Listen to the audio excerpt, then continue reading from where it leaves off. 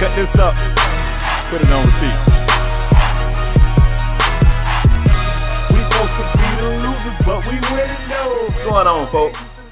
Welcome back to another exciting episode of Strong Arm Sports. Man, we got an amazing episode for you guys. We got a lot of great topics. I'm KSpadeTheProspect. I'm your boy LeParis57, and together we form Strong Arm Sports. Spade, I'm gonna jump right into the action, bro. A lot of things happened this week. We got a good show for y'all, so let me just jump right into it. For one, let's go, man. For one, Spade, we kind of debated, if guys don't follow us on Twitter, you know what I mean, it's going to be down here, the Strong Arm Sports Twitter. K-Spade got a Twitter, I got a Twitter. Shame on you. K-Spade got a... Shame on you for not following us. For real. K-Spade got a Twitter, I got a Twitter. We kind of talked about this on Twitter earlier in the week, and that's what I'm speaking of, is the Lakers players celebrating that win. The way they jumped in the camera when the Lakers, I guess you would call him the Lakers announcer, or one of the announcers, was interviewing Jeremy Lin. And Jeremy Lin, before you could even say anything, Nick Young, Hill, Boozer jumped in the camera and just started acting the fool. And we was kind of debating this on Twitter. But Spade, how do you feel about that before I get into my thoughts? I have absolutely no problem with it. I don't understand the big deal. I don't understand why people are upset. It was a good game. It was a hard-fought win, and those guys had every right to be excited for their win, man. And I know you don't agree. I do not agree, Spade. First of all, you played the Boston Celtics, who aren't having a good season themselves. It's an NBA team, right? Yeah, but they not having a good season themselves. Also, the Lakers got, what, 14, 15 wins? And they got on camera and was acting like they won the championship, just acting a fool. Like, first of all, you're a professional player. I can see if these guys was rookies. If they was rookies or young players. Nick Young about to be 30. Jordan Hill about to be almost 30. And Boozer, the shame on Boozer, the quote-unquote, I'm doing the quote fingers here, supposed to be savvy vet.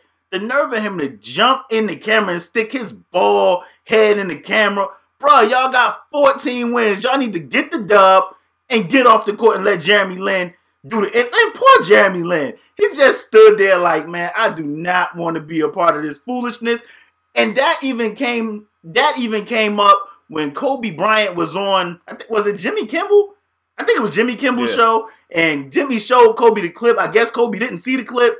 And it kind of like right hooked Kobe or gut punched Kobe. Because he looked at those dudes and was like, these clowns, what are they doing, Spade? I don't know how you don't have a problem with that, man. That, to me, that's just... All right. Go ahead. Okay, relax. First of all, let's get into Gucci. this. I'm Gucci. When you go to your job, okay, you have some days you're in great moods. You have some days you're not in the best of moods. You have some days where you're more serious. You have some days when you're kind of silly. Am I right? Spade. That's totally different. I mean, am I right? I'm not at the job like, yeah, we about to do this right now, bruh. Nah, I'm not at, regardless whether it's a good day or bad day, I'm not at the job like that, bruh. Let me tell you something. If I'm a Lakers fan, and they already not having the best of seasons, I don't want to go see some sad guys moping around because they're not having the best season. They still, part of their job as entertainers is to put on a show for their fans. Just because they having an awful season don't mean they got to mope around like they just lost a family member. Don't nobody want to see that shit. I want to see the team I'm watching having fun. And I'm going to tell you something else. I'm going to take it a step further because I like poking the fire, and I know the Kobe fans ain't going to do this, but you know what it looked like to me? What it look like? It looked like the Lakers have way more fun doing their job when Kobe ain't there. That's what it looked like to me. Those guys was having fun, man. They won a game. Yeah, they're having an awful season. They're aware of it. Trust me, every man in that locker room knows they suck. They're having an awful season, but that don't mean that they can't celebrate a win. It was harmless fun. The game was over. Nick Young is a clown anyway. He the class clown. Swaggy P, listen, Swaggy P is Swahili for class clown. He was just being a class clown, and those guys was having fun. The Heat, back when we had LeBron, you know, the Heat would always cut the fool. And you can say that's okay because the Heat was winning, but ultimately the Heat didn't win the championship. And y'all, you know, people always tell me it's about winning it all. If you don't win it all, it don't matter anyway. but they had fun, and they were more fun to watch because they was having fun. So I like the Lakers having fun and cutting up and you know, putting on some type of entertainment. I don't have a problem with it. I really don't. Let's just agree to disagree. I cannot wait to get you guys' thoughts. Comment right down here about what you think about the Lakers celebrating that victory, because to me it wasn't professional. It wasn't professional enough. And maybe it's not professional to have fun, ladies and gentlemen. No, that's not what I'm saying. That's not what I'm saying. That's not what I'm saying. Maybe I'm getting old. Let's just agree to disagree. What you got next, bro? What you got next? All right, man. Well, I got more debate topics. Okay. Like, debating is kind of what you and I like to do. I got more for you. Okay. So check this out. Chicago Bulls point guard Derrick Rose was experiencing some discomfort, some pain in his knees. You know, when you Derrick Rose and stuff hurt, you don't really know if it's something serious or not. So after a few days of this pain lingering, he goes, gets the knee checked out, torn meniscus. You know, we don't know how long the man been walking around with a torn meniscus, but what we do know is he's out for the whole season again. We're talking about a guy in the middle of a $93 million contract. What you feel about this, man? Because I think this might be the beginning of the end for Derrick Rose, and I'll tell you why. Well, first and foremost, let me shed a thug tear for Derrick Rose, man. Because I'm a Bulls fan, and this right here hurts again. Man. First off, hopefully they're hoping that Derrick Rose could get back by the playoffs. Hopefully he's able to return. But even if he's able to come back, like, Derrick Rose either got to do one or two things. He either got to change his play style, and I mean his whole play style. Like all that driving to the basket, taking all that contact, hop stepping, putting all that force on your knees, on his knees. You mean he can't do the stuff that all the rest of the NBA players can do? He's not going to be. Don't do any of the stuff that makes him an NBA player. He's not going to be able to do any of the stuff that made him an MVP type player. He's going to have to change his whole gaming style, or he's definitely. That's ridiculous. He's definitely going to be in the struggle juice for a long time, man. Like, it will always be injuries to this guy's legs if he continues playing the way he is. If he continues playing the way he plays, man. I don't know, man. I'm going to say this. I'm disappointed. I'm going to say this. I like Derrick Rose. I like his game. And you and I know we've said this off camera. I don't know that I've ever said it on the show. But Derrick Rose's psyche is the biggest injury he's having right now. Yeah. It's not his ACL, his MCL, his ankles. It's none of that. It's right here. Yeah, I agree. When you hear an NBA player as young as Derrick Rose saying that he wants to sit out sometime, maybe he's healthy enough to come back, but he's not ready to come back. He's thinking about long term. He's concerned about life after basketball. He wants to play with his kids. He don't want to have arthritic knees. That's a guy that's taking a major hit right here. Mm-hmm. And you know what that does? That's another hit here. And I'm going to go ahead and say, man, I'm not wishing any bad on Derrick Rose. I don't think you ever see Derrick Rose like we've seen Derrick Rose again. Yeah. You can't get that out of here. Confidence is a major part of any athlete. I don't care what sport it is. Confidence is huge. I agree. And all of these injuries, they attack you right here, man. And it's a shame. Derrick Rose, man, I wish you the best. I hope you come back and prove me wrong, but I seriously doubt it. Now let me ask you another question off this subject. When Derrick Rose's contract is up, do the Bulls re-up again? Not that big payday. None. Of course not a max. Why? But would you re-up with Rose again? If I'm Chicago, yeah. Or do I think they will, or would I? No, if you're Chicago, would you re-up? Would you re-sign Derrick Rose? I'm not saying for a max deal. I'm just saying, would you re-sign him? I don't know. It would depend. If I can get in, if I could, get in discussions with him and his agent and possibly bring him back, for a lesser role, maybe even a 6-man role. Then maybe, man. But Derrick Rose, when he's on that court, he can help. But let's be honest, man. Derrick Rose hasn't looked great this year. He hasn't looked awful, but he hasn't looked great this year. I mean, he has. Go ahead. He has some flashes. Yeah, he has some flashes of greatness. But I mean, man, for the type of money that Chicago has invested into this guy, and I know this kind of changes things, but even speaking on endorsements, I once heard somewhere behind the scenes that, you know, the reason why Adidas was pushing Damian Lillard is because they had this big investment in Derrick Rose. Oh, yeah, I heard that when too. When he went down, they had this scheme. They had this red, black, and white color scheme, and they needed somebody else to carry this scheme, and they went with Damian Lillard. So, I mean, when your own endorsement is looking for a plan B, as a team, man, he would really have to be willing to take a lesser role. I agree. Otherwise, I would move in another direction. I agree. Would you? I mean, would you bring him back? I love Derrick Rose, and don't get me wrong, that's my guy, man. But I just think with the end, man, this is basketball and it's a business. With those type of knee injuries, they're gonna always linger, man. And like you said, him mentally, like either you can draft a guy younger or sign another guy. It's a lot of young good point guards in the league, and if I was the Bulls, GM, I don't think I would bring Rose back, and that hurts because he's a Chicago guy. He's from Chicago. It hurts to say, but I just think with those injuries, his mentality now, like his psyche, I just don't think it's worth bringing him back, man. Hopefully, he can prove me wrong. One last thing before we move forward. Say it again. Go ahead, bro. I was going to say. I had one last point. Oh, I was going to say, hopefully he's able to, bounce back and still be the D Rose we love.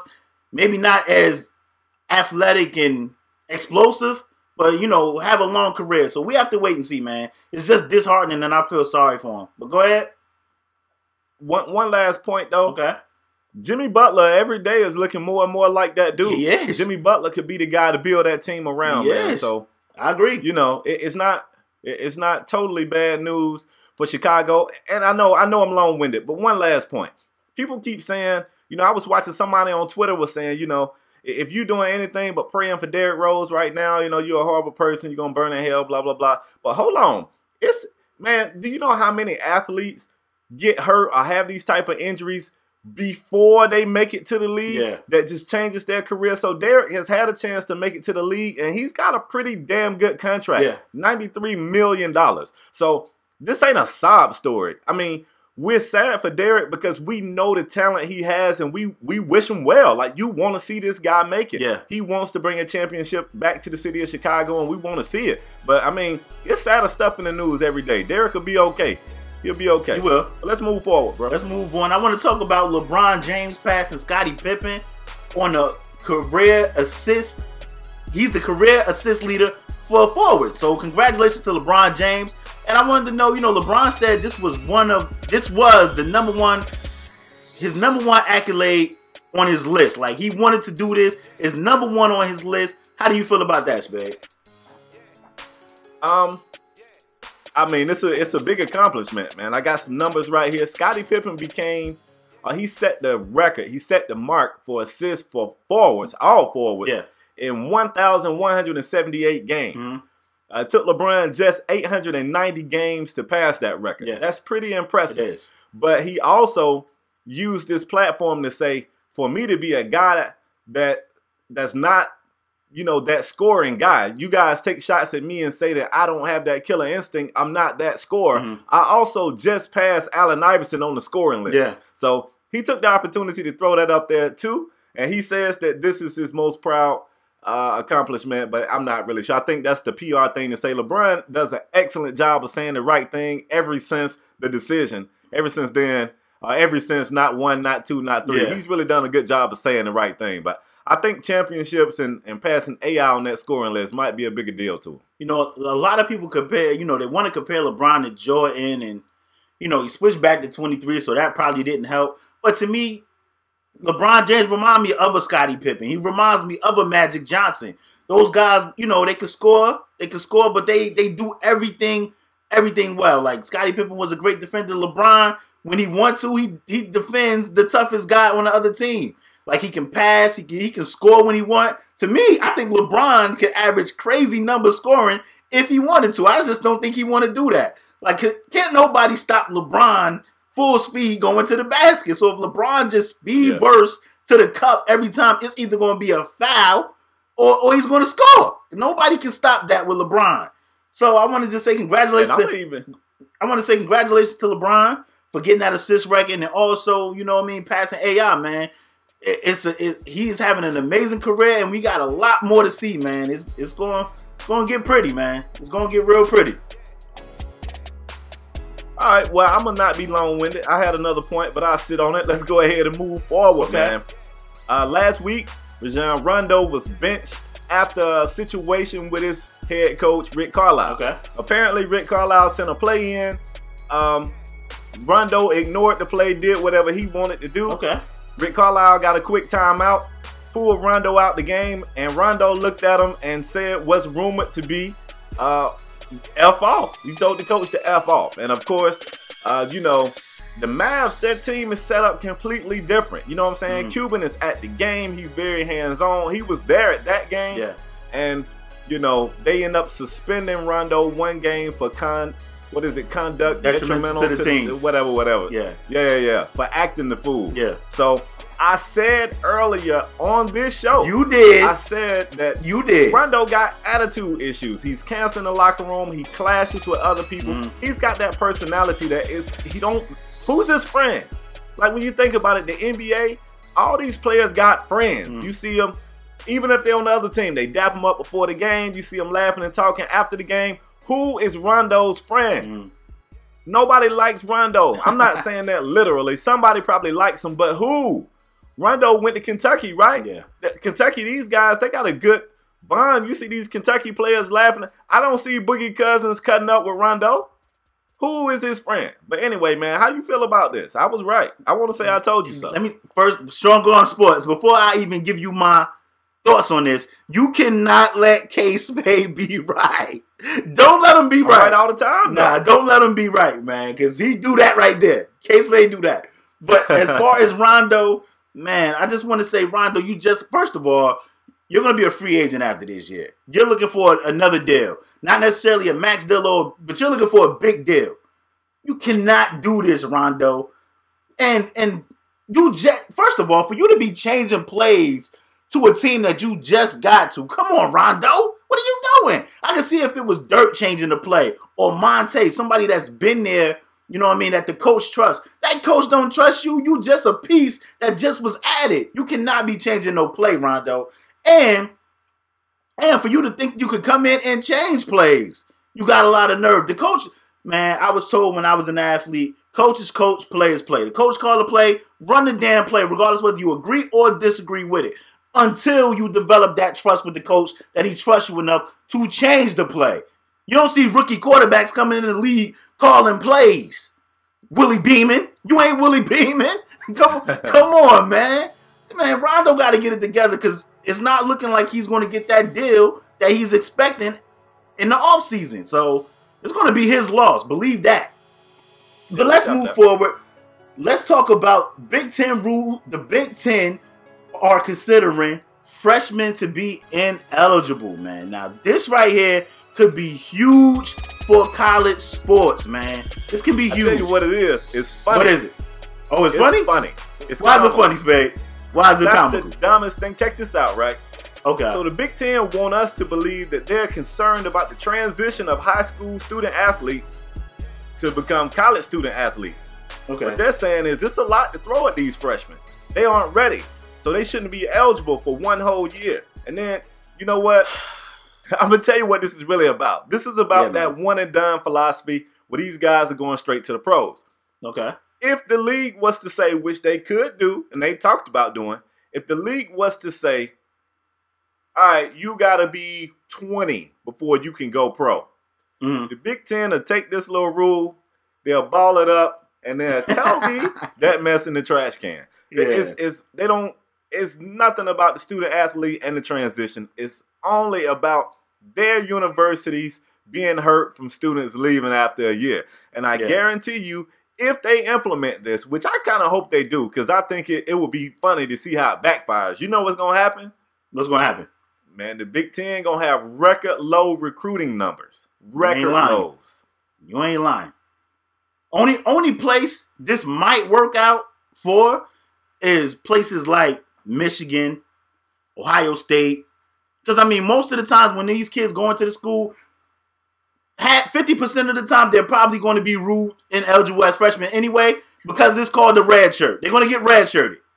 That's what it's called, the red shirt. So it's kind of already there, but other schools like Northwestern and Wisconsin and schools like that. That crap is going to hurt. And I think the Big Ten, boy, this might be a big slap in the face for you guys. You might need to reconsider. That's what you guys might need to do. You might need to reconsider. But, I mean, we can move on. That's all I got to say about the Big Ten. I can't wait to see what happens with this, though. I think it goes nowhere. Somebody's going to say, oh, this. Yeah, they're really hoping that other conferences follow suit. And, of course, the ACC and SEC send back like, we ain't doing that. We ain't doing that. They'll throw it away. But you're right. Let's move forward, man. Let's get into some NFL news. You know, we all miss football. Yep. So when the football season's out, we get a chance to follow news lines as well as, you know, draft stuff or whatever. Yep. But here's some news I felt like was pretty big. I wanted to bring it to LaParis to see what he thought about it, man. So the Cowboys has informed Dez Bryant's agent that they will franchise tag Dez Bryant, which, if I'm not mistaken, would get him $13 million next season, something like that. And they were saying, Derrick Jones is basically saying that they are hoping that this just buys them enough time to work out a long-term deal. But Dez Bryant was quoted last year saying that he would be extremely disappointed if he was franchise tagged. So what happens here, bro? How you feel about this? Man, Dez Bryant also came out and said, he tweeted and said, they're not showing loyalty to me like I show to them. And I said this earlier in the season. I said Dez Bryant is the wrong guy to put the franchise tag on. Ultimately, I think they work a deal out. Hopefully, me being a Cowboy fan, I definitely hope they're able to work out a long-term deal. But he's the wrong guy to put the franchise tag on because he's that guy that he look like he holds grudges. I don't know Dez Bryant, but he just looked like the guy that'd be like, if they're going to disrespect me, I sign this one-year deal and then I'm out. I'm out. I think in the collective bargaining agreement, there's also a rule that says a player can't be franchised 2 years in a row. So if they franchise Dez this year and next year, they won't be able to franchise tag him again.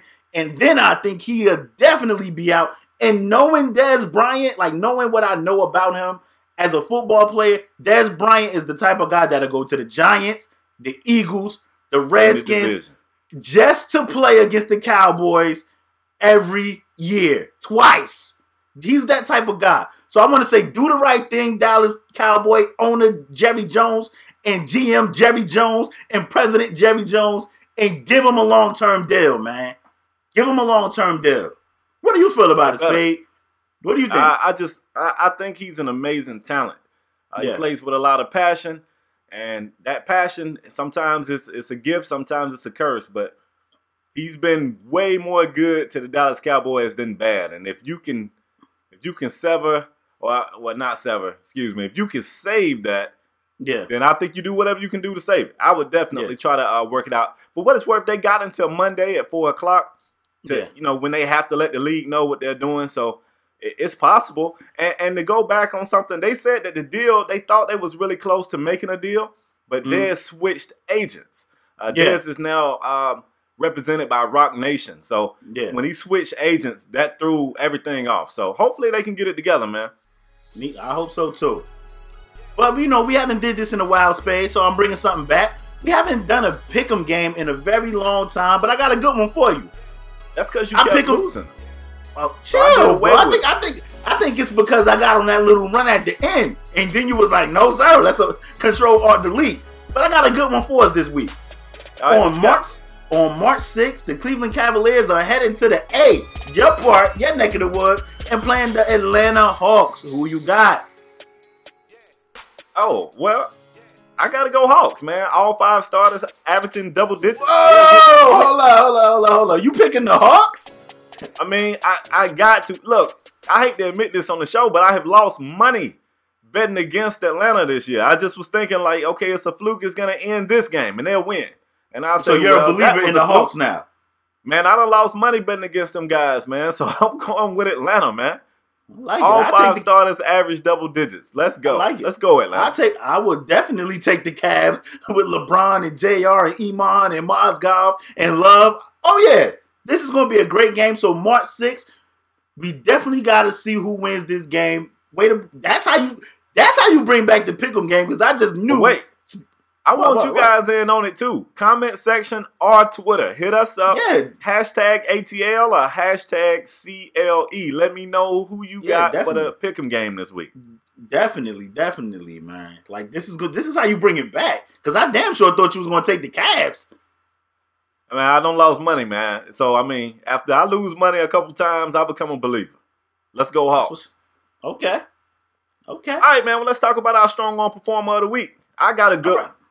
Can I go ahead and go? Yeah, go first. Man, my strong arm performer for this week messed around and got a triple-double. Not once, not twice, but 3 consecutive games and got a dent in his face, man. Russell Westbrook is my strong arm performer of the week, man. This guy has been playing amazingly, and he's definitely made a case for himself as an MVP candidate this year. When I thought, I still kind of got James Harden as my favorite, but man, at first it was a 2-man race, and now it's definitely a 4-man race with Westbrook stepping all over Steph Curry's shoes. It's about to be Harden and Westbrook. So he is out. I think he had a surgery on his cheek. He had a broken bone in his cheek, but he'll be back and he'll still be kicking ass and taking names, man. So Russell, you are my strong arm performer of the week. Well deserved. And the funny thing is, I'm going to go with a Thunder player too. But I'm going to switch it up a little bit. I'm going to go with my man, Serge Ibaka, a.k.a. Blocker, who against Dallas had 21 points, 22 rebounds, and has been a consistent player for OKC since the cancer trade. And since KD going down, like, he has been like Russell Westbrook counterpart. Like, he's been putting up beast numbers, and I mean, it's been amounting to some wins. Hopefully they can still stay afloat in the West and make the playoffs, because I would love to see that 1-8, that 2-7 matchup with OKC right there. They might climb to as high as 5th, the way other teams in the West have been falling off. But Serge Ibaka, you are my strong arm performer of the week. Congrats to Serge. Yes, sir. Hell of a show, man. Yeah, man. It's been a great show as usual. If you guys are new, bang the subscribe button. Head over to our YouTube channel. Bang the subscribe button over there. If you are a regular here, it will be a new episode this Wednesday. Yeah, this Wednesday is going to be a new episode. So if you guys are a regular here, definitely bang that thumbs up. We appreciate you guys. And Spade, it's been a good one, man. Yes, sir. We'll see you guys next episode. Peace.